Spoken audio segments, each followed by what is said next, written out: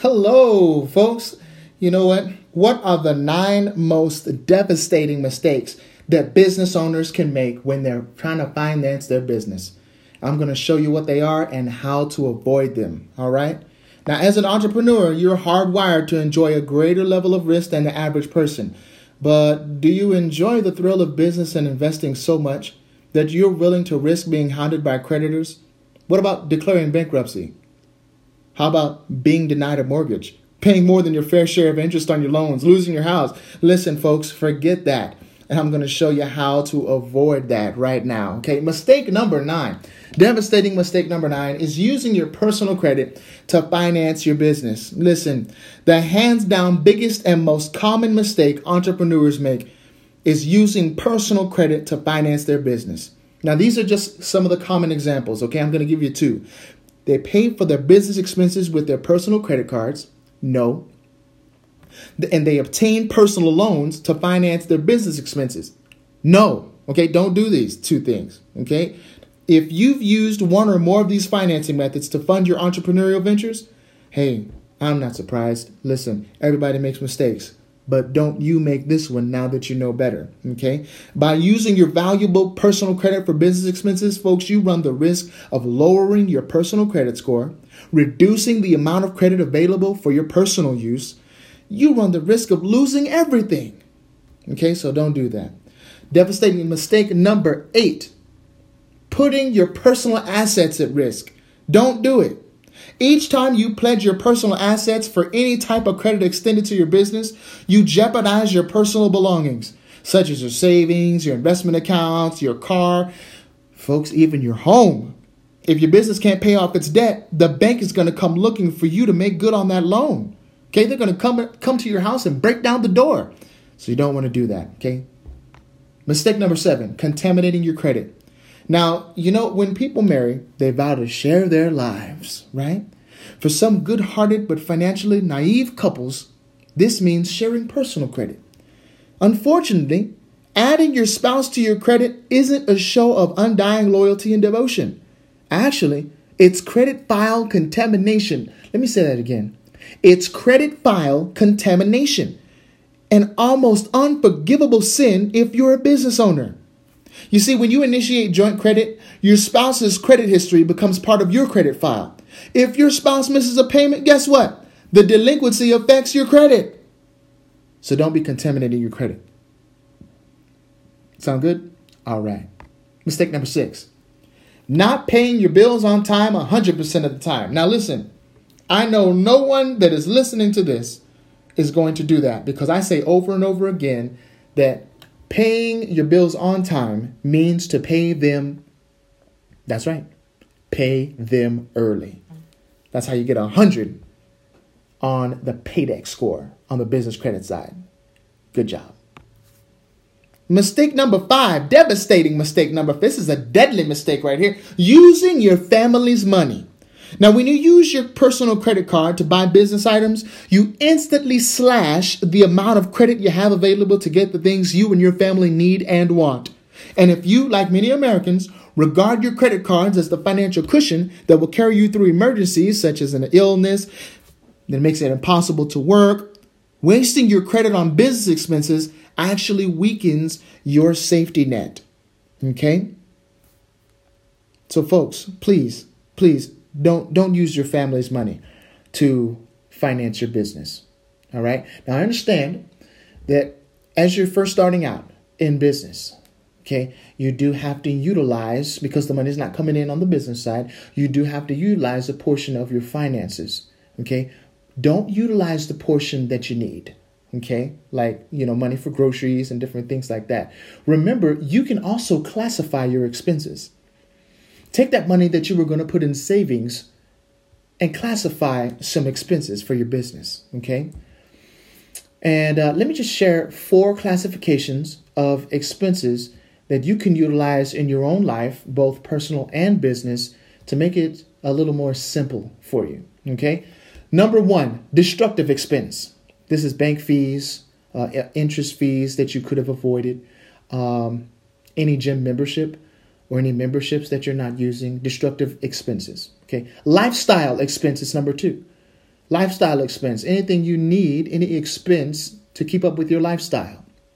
Okay, groceries, health, right? Lifestyle. Okay, number 3 is productive expenses. This is your business. This is your investment. Okay, you need to spend money to make money. All right, and this is the classification: productive expenses. This is money that you're going to spend that is going to come back to you double, triple, quadruple fold. All right, and protective expense. What is that? That is insurance. Okay, so number 1, destructive expense. Number 2, lifestyle expenses. Number 3, productive expenses. And number 4, protective expenses. Okay, give you a little bit more than average on that so that you can classify your expenses even now. Okay, go back 90 days, classify those expenses, and see if that won't do better there for you, and you'll find even more freedom. Okay, because I understand, hey, when you're starting out in business, you do have to keep a watch on your finances. Okay, but don't use your family's money for your business. Mistake number 4, not setting up a corporation and building corporate credit the right way. Listen, folks, how else are you going to separate your business from your personal assets and from your personal credit? Business credit, okay? Business corporation. You got to be incorporated, guys, all right? Listen, you got to be incorporated. That's how you separate, okay? So that if someone wants to sue your company, your car, your house, your family is safe, all right? Mistake number 3, rushing the process for building corporate credit. Don't rush the process. Don't rush the process.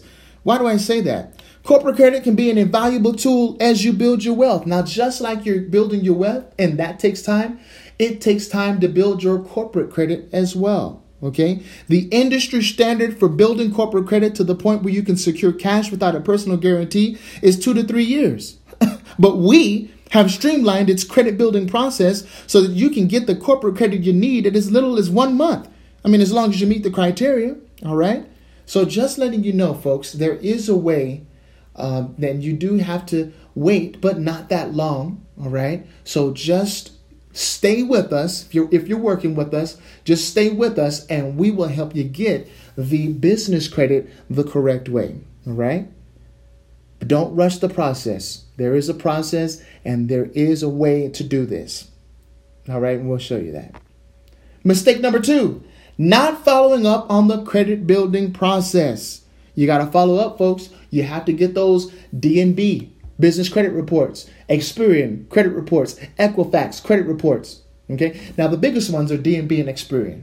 Okay. Follow up on your credit reports, folks. Make sure you're maintaining that excellent credit report, maintaining that 100 Paydex score. All right. Because that'll help you. It helps you see where you are so that you'll know where you're going. And mistake number 1, not recognizing opportunity cost. At the first sign of profits or the first influx of credit, what do business owners want to do? Oh, they want to buy that luxury car they always dreamed of, right? Oh, they want to go on that vacation that they never got to go on there, huh? But if you want to achieve your long-term business goals, recognize that corporate credit and profits should only be leveraged to create greater gains for your business. Instead of figuring out how much profit you can take out of the business, seek ways to invest your earnings so that it will deliver greater returns for your business. Listen, folks, I'm here to tell you right now, I'm here to testify that if you take care of your business will take care of you.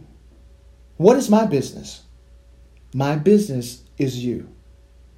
That's why there is only one person answering these emails and answering the phones when you call up. All right? I want to make sure that you're taken care of. Will it be different in the future? Maybe. But the care will not be different. All right?